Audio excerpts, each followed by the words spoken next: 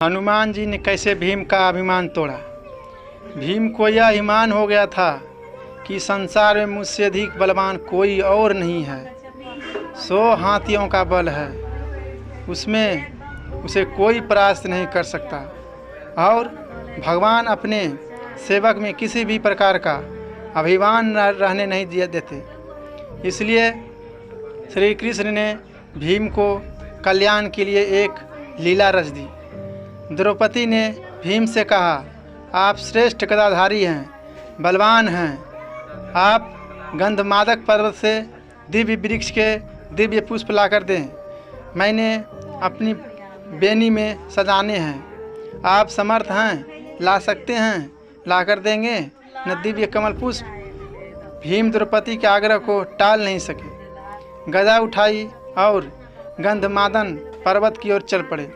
मंद मस्त हाथी की तरह की तनाव से मुक्त निडर भीम कभी गदा को एक कंधे पर रखते, कभी दूसरे कंधे पर रखते।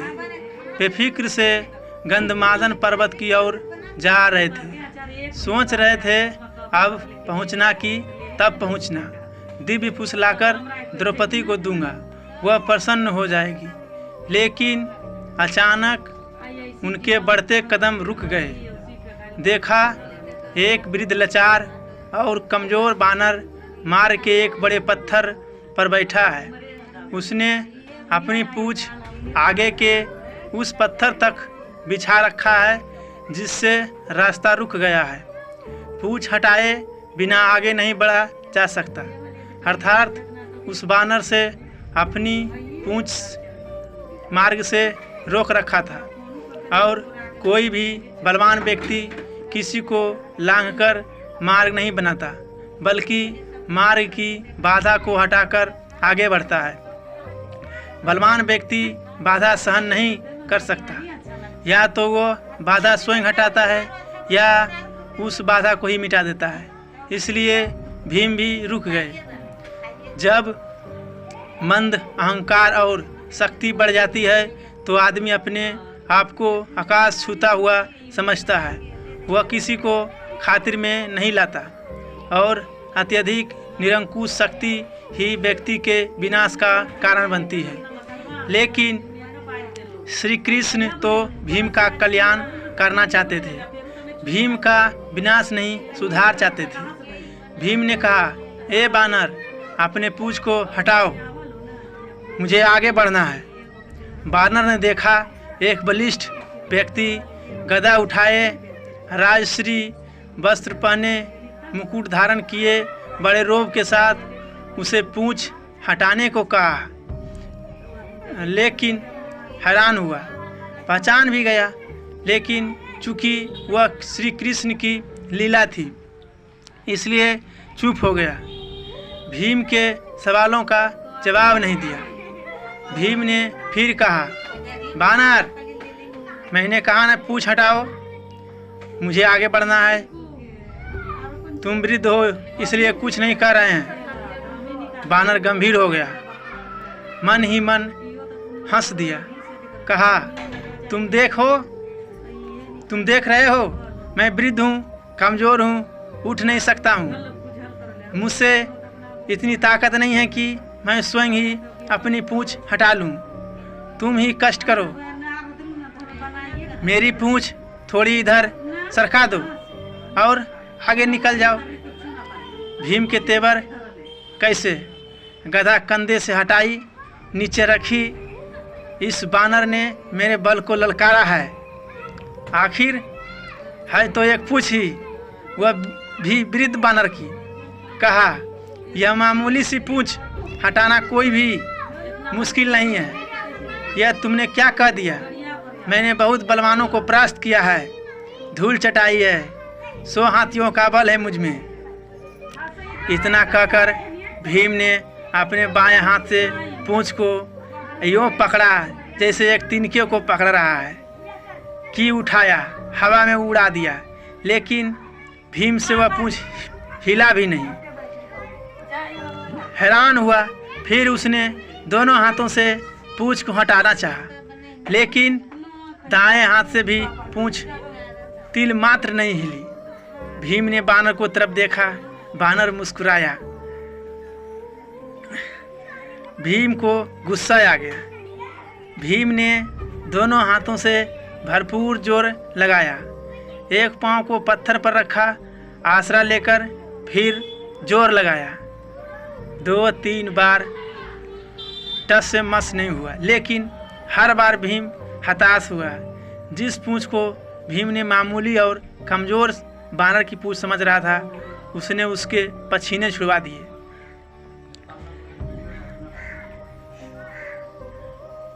और भीम थक कर निढाल होकर एक तरफ खड़ा हो गया।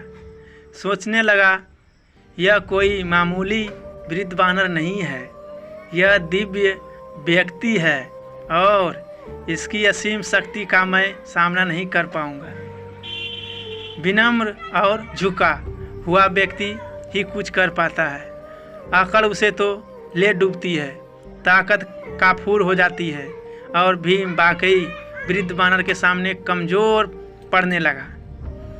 मद और अहंकार काफूर हो गया, और जब मद और अहंकार मिटता है तभी भगवान की कृपा होती है। भीम ने कहा, मैं आपको पहचान नहीं सका।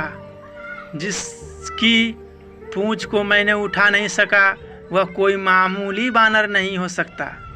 मुझे क्षमा करें, कृपया अपना परिचय दें।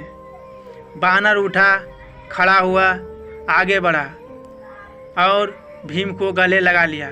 कहा, भीम, मैं तुम्हें पहचान गया था। तुम वायु पुत्र हो, मैं पवन पुत्र हनुमान हूँ। श्री राम का